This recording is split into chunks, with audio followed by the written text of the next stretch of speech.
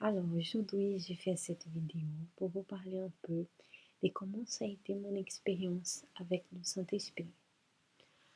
Tout d'abord, avant de connaître le Saint-Esprit, moi, j'avais trop peur de perdre mon salut. Si j'ai pensé tout le temps, si Jésus vient, je vais rester. J'avais peur que Jésus vienne chercher son église et j'ai resté. Donc, qu'est-ce que j'ai commencé à faire? J'ai commencé à lire la Bible. J'ai commencé à vouloir savoir plus du Saint-Esprit. Parce que par rapport à l'offrande du mois qui parle que nous allons chercher à savoir c'est quoi le Saint-Esprit. Pour moi, avant d'avoir le Saint-Esprit, c'est exactement cela que j'ai commencé à faire. J'ai commencé à lire la Bible. Non seulement lire parce que j'avais peur de rester. Maintenant, je lisais en train de dire, mon Dieu, j'ai besoin de te connaître. Tout le monde parle de toi. Tout le monde parle Dieu est bon, Dieu est bon. Mais je ne te connais pas. Je n'ai pas cet esprit, cette paix à l'intérieur de moi.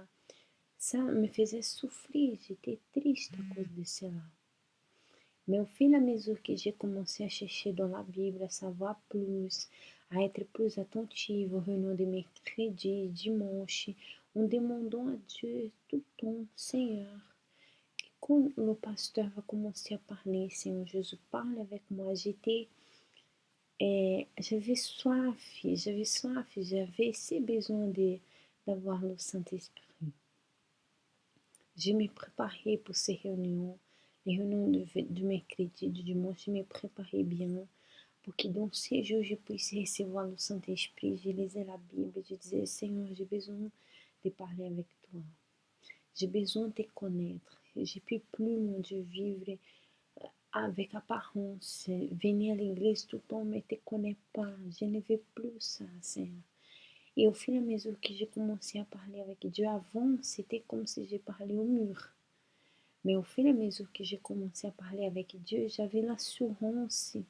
Je ne sais pas expliquer, c'est quelque chose vraiment de particulier. Chaque personne va avoir son expérience. Et à chaque fois plus que j'ai parlé avec lui, plus je m'approchais de lui, plus il me montrait mes erreurs, mes failles pour que je puisse changer, pour que je puisse avoir son esprit.